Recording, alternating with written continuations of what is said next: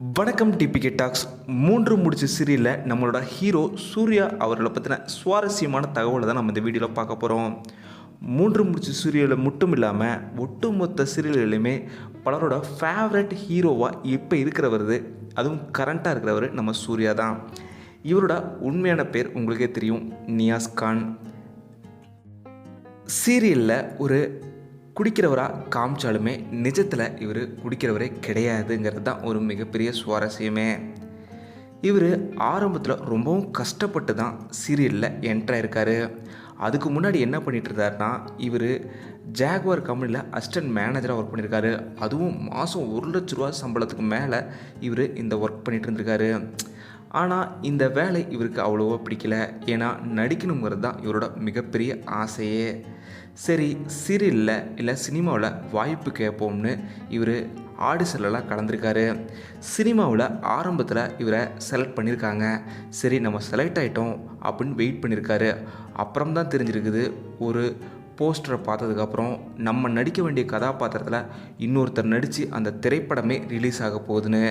அப்போ தான் நம்ம ஏன் சினிமாவில் நடிக்கணும், சீரியலில் ட்ரை பண்ணால் என்ன அப்படின்னு சொல்லிட்டு இவர் சீரியலில் ட்ரை பண்ணியிருக்காரு.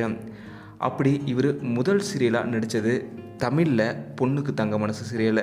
இந்த சீரியலில் 3000 ரூபா சம்பளம் தான் இவருக்கு ஒரு நாளில் கிடச்சிது. இவர் இதுக்கு முன்னாடி ஜாகுவார் கம்பெனியில் ஒர்க்கும் போது 1,00,000 மாதம் சம்பாதிச்சிருக்காரு. ஆனால் சீரியலில் பொண்ணுக்கு தங்க மனசு சீரியலில் செகண்ட் லீட் ஹீரோவாக நடித்து ஒரு நாள் சம்பளமாக 3000 ரூபா கிடச்சிருக்கு. அதுவும் 10 நாள் தான் இவருக்கு வேலை இருந்திருக்குது. 30,000 ரூபா தான் சம்பளமே கிடச்சிருக்கு. இருந்தாலுமே இவங்களோட ஃபேமிலி இவருக்கு ஃபுல் அண்ட் ஃபுல் சப்போர்ட் பண்ணியிருக்காங்க. நீ தொடர்ந்து நடி, உனக்கான வாய்ப்புகள் கிடைக்கும் அப்படின்னு சொல்லி சப்போர்ட் பண்ணியிருக்காங்க. அதனால தான் இவர் அடுத்தடுத்த வாய்ப்புகளையுமே தேடி போயிருக்காரு.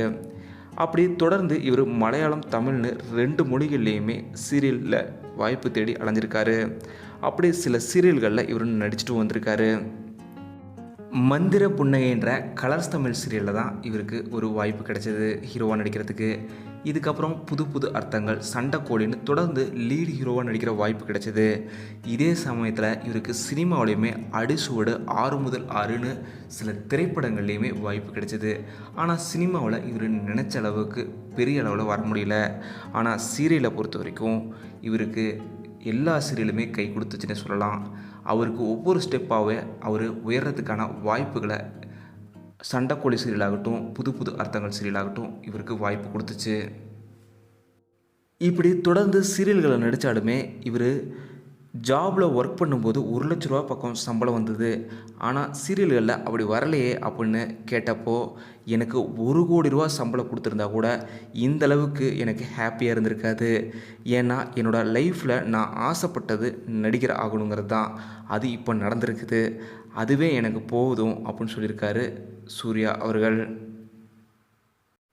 இவர் புது புது அர்த்தங்கள் சீரியலில் தேவயானி அவங்களோட மகனாக நடிச்சிருக்காரு. அந்த சீரியலில் தேவயானி அவங்களும் நியாஸ் கான் அவங்களும் அவ்வளோ பாண்டாக இருந்திருக்காங்க.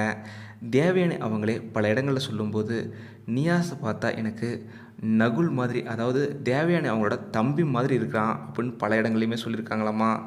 அந்த அளவுக்கு உன்னோட லுக்கும் சரி, உன்னோட பேச்சும் சரி நகுல் மாதிரியே இருக்குன்னு அந்தளவுக்கு ரியல் லைஃப்லேயுமே ஒரு நல்ல பாண்டிங்லேயே தேவயானி, நியாஸ் கான் அவங்க இருந்திருக்காங்க. நியாஸ் அவர்கள் சீரியல் வரதுக்கு முன்னாடி ஜாபில் ஒர்க் பண்ணிகிட்டு இருக்கும்போது கொஞ்சம் குண்டாக தான் இருந்திருக்காரு. ஆனால் ஜாப் போகும்போதெல்லாம், நடிக்க போகும்போது நம்ம ஃபிட் ஆகணும் அப்படின்ற எண்ணம் எப்போவுமே இருந்திருக்காது. அதனால் நடிக்கிற வாய்ப்பு கிடைச்சதுக்கப்புறம் இவர் full and full gym, exercise, டயட்னு அதுலேயே முழுகி கான்சன்ட்ரேஷன் பண்ணி செம ஃபிட்டாக மாறியிருக்காரு. ஒரு சில வாரங்கள்லேயே இவர் ஃபிட்டானதை பார்த்து அவங்க ஃப்ரெண்ட்ஸ், ஃபேமிலி எல்லாருமே ஆச்சரியப்பட்டு போயிருக்காங்க. எப்படி இந்தளவுக்கு ஒருத்தங்களால் ட்ரான்ஸ்ஃபார்ம் ஆக முடியும் அப்படின்னு ஆச்சரியப்பட்டு போயிருக்காங்க. இதுக்கு முழுக்க முழுக்க அவரோட டெடிகேஷனும், அவருக்கு இருந்த பேஷனும், நடிப்பு மேலே இருந்த ஆசையும் தான் காரணம்னே சொல்லலாம். நியாஸ் அவர்களை பொறுத்த வரைக்கும் இவருக்கு ரியல் லைஃப்பில் திருமணமாகியே 10 வருஷத்துக்கு மேலே ஆயிடுச்சு. பலருக்குமே இந்த தகவல்களே பெருசாக தெரியாது. அதே போல் நியாஸ் அவர்களுக்கு ஒரு மகனுமே இருக்காங்க. இவங்க சமீபத்தில் கூட ஒரு பிறந்த நாளை கொண்டாடியிருக்காங்க. இதே போல் ரீசெண்டாக 10th ஆனிவர்சரியும் நியாஸ் அவங்க ஒய்ஃபும் கொண்டாடியிருக்காங்க. அப்போ சொல்லும்போது கூட நியாஸ் அவர்கள் என்ன சொல்லியிருந்தாருன்னா, என் மனைவி தான் என்னோடய லைஃபே, அவங்களோட சப்போர்ட்டும் என்னோட கடின உழைப்பும் தான் நாங்கள் இந்த அளவுக்கு வர்றதுக்கான சான்ஸே கொடுத்துருக்கு அப்படின்னு சொல்லியிருக்காங்க. நியாஸ் அவங்களோட மனைவியுமே ஒரு நடன கலைஞர்ன்றது தான் குறிப்பிடத்தக்கது. நியாஸ் அவர்கள் எந்த அளவுக்கு கடின உழைப்பு பண்ணியிருக்காருன்னா 2004ஆம் ஆண்டு டிகேடிஎம்ன்ற ஸ்கூல் பள்ளி படிப்பை இவர் முடிச்சிருக்காரு. இதுக்கப்புறம் கல்லூரி படிப்பை முடிஞ்ச இவர் 2008ஆம் ஆண்டு ஜனவரி மாதம் நியாஸ் அவர்கள் ஹுண்டாய் காரில் சேல்ஸ் பண்ணுற ஒர்க் தான் பண்ணியிருக்காரு. அதுவும் கார் சேல்ஸ் பண்ணுற ஒர்க்கில் தான் இருந்திருக்காரு. அதுக்கப்புறம் 2009ஆம் ஆண்டு ஹோண்டா கார் கம்பெனியில் திரும்பவும் கார் சேல்ஸ் பண்ணுற ஒர்க் தான் பண்ணியிருக்காரு. கொஞ்சம் கொஞ்சமாக இவரோட திறமையை கம்யூனிகேஷன் ஸ்கில்ஸ்லாம் வளர்த்துக்கிட்டு 2011ஆம் ஆண்டு ஃபோர்ட் கம்பெனியில் இவர் அசிஸ்டன்ட் மேனேஜராக சேர்த்துருக்காரு. அப்புறம் தான் இவருக்கு ஜாகுவார் கம்பெனிலுமே அசிஸ்டன்ட் மேனேஜராக வர வாய்ப்பு கிடச்சிருக்கு. இப்படி ஒவ்வொரு ஸ்டெப்பாக தான் தன்னோட படிநிலையை மாற்றி இவர் சீரியல்குள்ளார வந்திருக்காருன்னு சொல்லலாம். நியாஸ் அவர்களோட டிகிரி குவாலிஃபிகேஷனை பொறுத்த வரைக்கும் இவர் பிஸ்னஸ் அட்மின் படிச்சிருக்காரு. இவருக்கு இப்போது கரண்ட்டாக 40 வயது ஆகுது. செட்டில் இவரை மாதிரி யாருமே பார்த்ததில்லைன்னு அங்கே இருக்கிற செட்டில் இருக்கிறவங்க எல்லாருமே சொல்லியிருக்காங்க.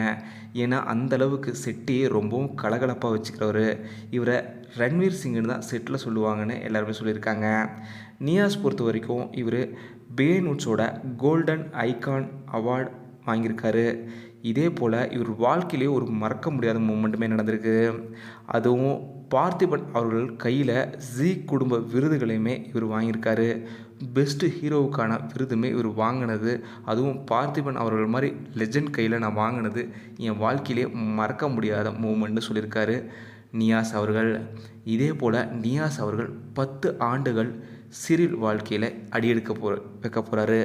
2018ஆம் ஆண்டு தமிழ் சீரியல் கெரியரை ஸ்டார்ட் பண்ண நியாஸ் அவர்கள் கிட்டத்தட்ட 6 சீரியல்கள் நடித்து அடுத்த வருடம் 10வது ஆண்டில் அடியெடுத்து வைக்க போகிறாரு நியாஸ் அவர்கள் சீரியல் வாழ்க்கையில். நியாஸ் அவர்கள் தொடர்ந்து 10 வருடங்களில் 6 சீரியல்களில் நடிச்சிருந்தாலுமே அவரோட பெஸ்ட்டு ரீல் பேர்னால் அது நந்தினி தான்னு அவரே பல இடங்களில் சொல்லியிருக்காரு. இதே போல் ஆடியன்ஸுமே அவரோட பெஸ்ட்டு சீரியல் பேர்னால் அது நந்தினி அவங்க தானே பல இடங்களையுமே சொல்லியிருக்காங்க. உங்களுக்கு யார் பெஸ்ட்டு ரீல் பேர் நியாஸ் அவர்களுக்குன்னு மறக்காமல் கீழே கமெண்ட்டில் சொல்லுங்கள். இதே போல் எனக்கு தெரிஞ்சுமே 3 முடிச்சு சீரியல் தொடர்ந்து டிஆர்பியில் இப்போ கரண்ட்டாக நம்பர் 1 சீரியலாக இருந்துட்டு வருது. இவருக்கு போட்டியாக முத்துன்னு பலருமே சொல்கிறாங்க. நியாஸ் அவர்களோட போட்டி யார், முத்துவா இல்லை செம்பருத்தி சீரியல், கார்த்திகை தீபம் சீரியல், கார்த்தியா அப்படின்றத மறக்காமல் சொல்லுங்கள். அதே போல் டிஆர்பியில் கிங்காக இருக்கிற நியாஸ் அவர்கள் அடுத்து சினிமாவில் நடிக்கணுமா இல்லை தொடர்ந்து அவர் சீரியலில் தான் கான்சென்ட்ரேஷன் பண்ணணுமான்றதெல்லாம் மறக்காமல் கீழே கமெண்ட்டில் சொல்லுங்கள். உங்களுக்கு நியாஸ் அவர்கள் எவ்வளோ பிடிக்கும், 3 முடிச்ச சீரியலில் பிடிக்குமா இல்லை வேறு சீரியல்களில் அவர் ரொம்பவும் பிடிக்குமா அப்படிங்கிறதையும் மறக்காமல் நீங்கள் கமெண்ட்டில் சொல்லுங்கள். இந்த வீடியோ உங்களுக்கு எவ்வளோ பிடிச்சிருக்குன்றதையும் மறக்காமல் கீழே கமெண்ட்டில் சொல்லிவிடுங்க. இந்த வீடியோ உங்களுக்கு பிடிச்சிருந்தா லைக் பண்ணுங்கள், கமெண்ட் பண்ணுங்கள், ஷேர் பண்ணுங்கள். டிபிகே டாக்ஸ் சப்ஸ்கிரைப் பண்ணலன்னா சப்ஸ்கிரைப் பண்ணிடுங்க. மறக்காமல் பக்கத்தில் இருக்க பெல் ஐக்கானையுமே கிளிக் பண்ணிடுங்க.